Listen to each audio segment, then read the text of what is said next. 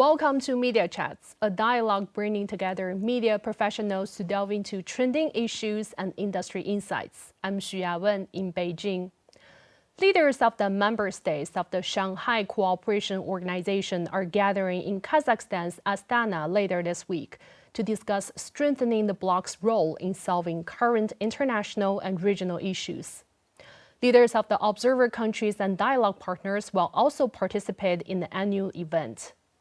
China, Russia, and 4 Central Asian countries founded the SCO in 2001. Initially, it focused on mutual efforts to curb terrorism, separatism, and extremism in the region. Over the past 2 decades, cooperation has expanded to other fields like economy, culture, and politics. With 26 member states, observers, and dialogue partners, the SCO has become the world's largest regional cooperation organization. So what has been achieved? How can this organization help bring more stability as the world faces increasing uncertainties? And what challenges may the bloc face as its membership and agenda expand? With these questions and more, today we're joined by 3 distinguished guests. They are Maknoor Makdoum, Daily Mail Pakistan's journalist and editor of China Affairs. Yevgeny Pavlov, he's a correspondent for the Sputnik Agency Beijing office. And on the line, we have Dilyara Dalit. She's the journalist, public relations director of Top Press in Kazakhstan. Thank you for being here. First of all, let me go to you, Maknoor.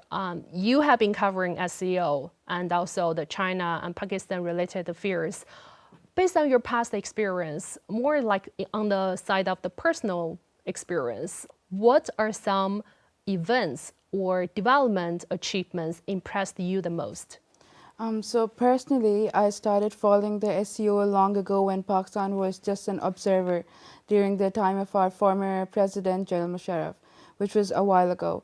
And then in 2017, I believe Pakistan joined SCO officially, and I covered the SCO Summit after Pakistan had joined it in 2018 in Qingdao. Since then and from before, I believe that it has played an important role in helping Pakistan curb terrorism, transnational crimes, and other issues, other regional issues. It has helped greatly in, creating regional stability. Also promoted a lot of transcultural connectivity, communication. As you can see, a lot of Pakistani students go to the SCO member states to study, to work. So there's been a lot of people-to-people exchanges, and also a lot of government cooperation, a lot of trade cooperation. So it's opened up a lot of connectivity avenues, a lot of cooperation avenues for Pakistan. So Yevgeny, based on your past working experience, especially when it comes to the SCO, because we know in the past 10 years, this organization has been growing rapidly. What are some impressive developments under the framework of the SCO based on your observation? Well, first of all, thank you for having me. I really dived in the SCO agenda a little bit last autumn when I actually arrived to China and Beijing. So obviously the headquarters of the SCO, and I've attended some of the events. And these were probably one of the first events where I actually seen these many people from a number of countries, particular set of countries together. And it was quite interesting to see such a multicultural team together working on some issues and talking and discussing things. So I believe as far as the achievements are concerned, it's actually many directions where these organizations is doing things, but I believe the most important one is actually the way it expanded, because it now covers pretty much a good chunk of Eurasia, and it basically shows that this organization has a huge potential, and there is a big interest in the world in joining it and participating in its activities. Yeah. Let me go to you. So Dilyara, as a founding member and rotating president of the SCO, what role do you believe Kazakhstan plays in supporting regional security and economic cooperation within the SCO framework? First of all, thank you very much for having me on this panel, and thank you very much for inviting me on behalf of my country, Republic of Kazakhstan, one of the leading countries of Eurasian continent, and of course, the heart of Central Asia. And of course, as a member state of SCO and the rotating president, as you mentioned, of the last year, we can say that Kazakhstan views the SCO as the organization with a great potential. If we compare its work with other bigger and major unions, like for example, United Nations, we can say that SCO is more focused on the very important, crucial targets and tasks for the region and for the global agenda. So for us, of course, SCO and participation and of course leadership in this organization is very crucial. Expanding of the organization remains one of the important topics to be discussed during this year's Astana Summit. And we know the organization has expanded twice in the past since its establishment in 2001. First time it was in 2017. You said Pakistan and India joined. And then last year, it was the second time Iran joined at the New Delhi summit. So it's reported that Belarus will be the next new member states to join in. So from Pakistan's experience, what qualifications does it need for becoming a member? And what has been achieved so far since Pakistan joining? So I believe Pakistan strongly supports expansion of such councils. It believes that SCO should also expand and should include more like-minded countries like that's already existing member states. Belarus is joining, and it's quite a good news for all of us. I think it will play an important role in the regional stability. And, you know, Afghanistan is an observer for now, but if Afghanistan joins, I think it will also play quite an important role in the security of the entire region. And like I said, mentioned before when we were discussing, that such kind of cooperations and military trainings of the member states have proven to be very useful in the past. For example, when Pakistan and India were at the brink of a major clash, it was the military joint exercises organized by Russia for the SCO member states that helped in curbing the tension between the two countries and avoiding a major conflict. So if these important, really regionally important countries join, the more they join, the more expands, it can only lead to betterment and more stability. That's a very good point, because the original goal of SCO was to maintain regional peace and to, resolve those potential conflicts through political measures and dialogue. Evgeny, we know Belarus is certainly to become a new member state this summer. Also, it's reported that Laos and Algeria applying to become dialogue partners. In your observation, why do more and more countries want to be part of this bloc? Well, my take on that, Belarus becoming a member of the SCO in the future certainly is a good addition. It further extends the geography of the SCO into Europe, making it a truly Eurasian kind of group of nations that are trying to solve some issues together.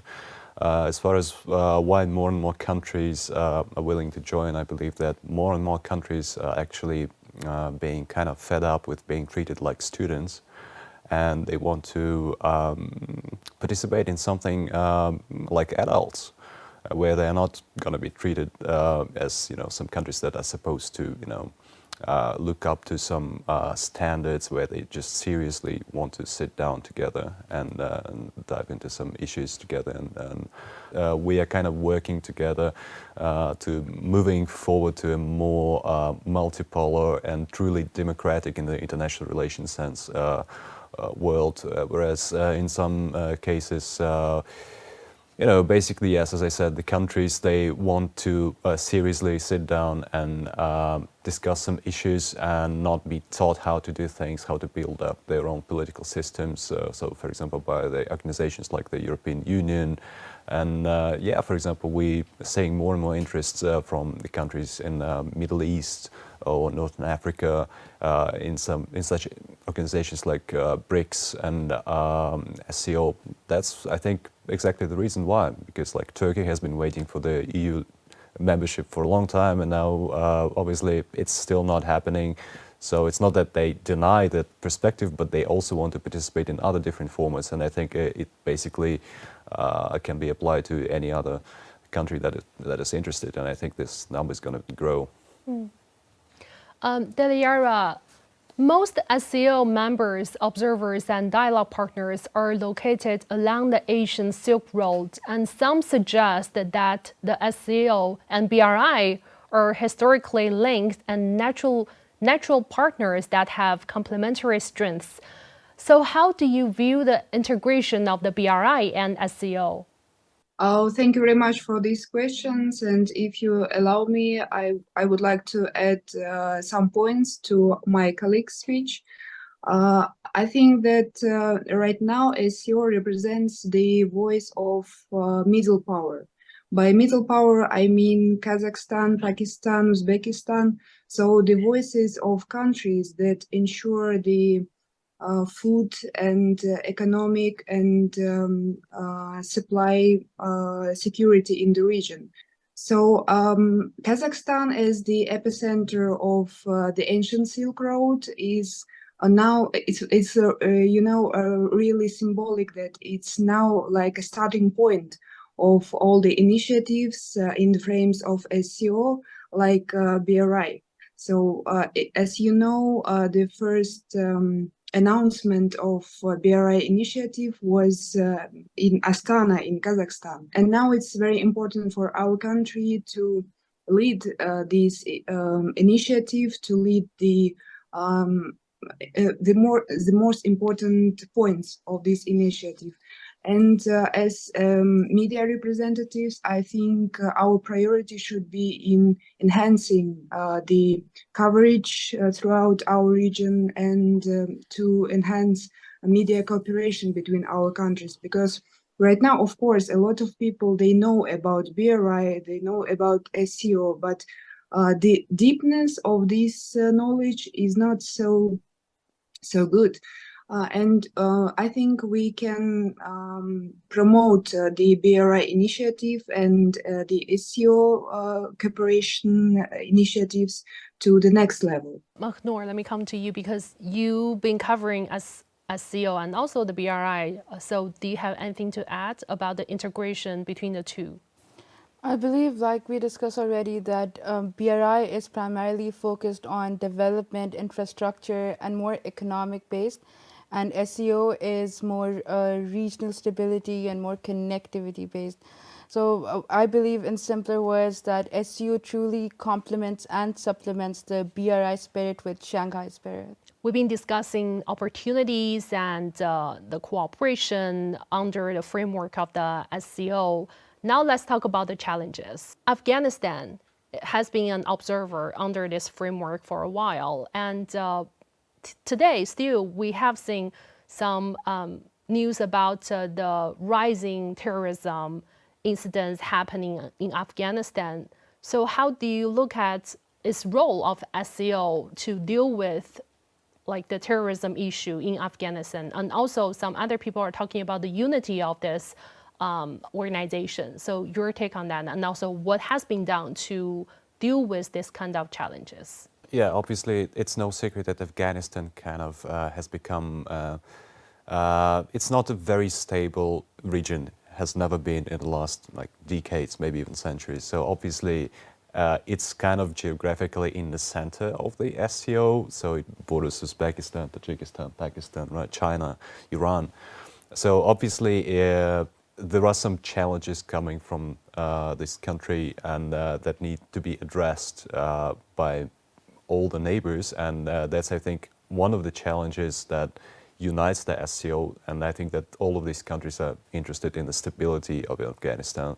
So obviously, both from the economic perspective, they're interested in making Afghanistan more stable, and from the security perspective, so such military players as well. Obviously, like Russia, China, Iran, Pakistan, all of these countries are major military players, and which assure military, like, and in general security, yes, stability in this regard. Although it's a challenge, it's kind of a challenge that unites different SCO members. It gives kind of a common platform for security cooperation, and I think it's a good thing, and it's probably going to be a major factor in securing stability for Afghanistan itself, and we can hope for a brighter future. Mahnur, do you think? Yeah, please go ahead. Yeah, no, I was just going to say, like my colleague just said, that Afghanistan is in a very strategically important position. So the issue and the instability of the country is not something we can ignore as its neighbors and, you know, as the country that's surrounded.